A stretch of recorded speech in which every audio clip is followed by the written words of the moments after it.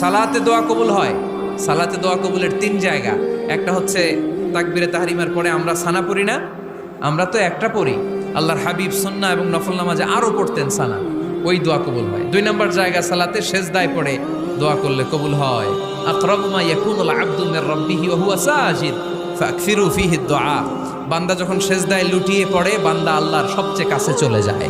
কিন্তু বিশ্বনবী বলে, সেজদাটা তোমার রবের কুদরতি পায়ের উপরে পড়েছে। সেজদায় পড়ে দোয়া করেন। সালাম ফিরানোর আগে বিশ্বনবী দোয়া করতেন, লা ইউসাল্লিমান্না আহাদুকুম হাত্তা ইয়াতাআওয়াযা মিন আরবা'a। আল্লাহর হাবিব বললেন, 4 জিনিস থেকে পানাহ না আছে আমার কোন উম্মত যেন সালাম না ফিরায়। তারা যেন পড়ে, আল্লাহুম্মা ইন্নী আউযু বিকা মিন আযাবিল কবর, আউযু বিকা মিন আযাবি জাহান্নাম, আউযু বিকা মিন ফিতনাতিল মাহইয়া ওয়াল মামাত, আউযু বিকা মিন ফিতনাতিল মাসিহিদ দাজ্জাল। আল্লাহ কবরের আযাব থেকে বাঁচাও, আল্লাহ জাহান্নামের আগুন থেকে বাঁচাও, আল্লাহ জীবন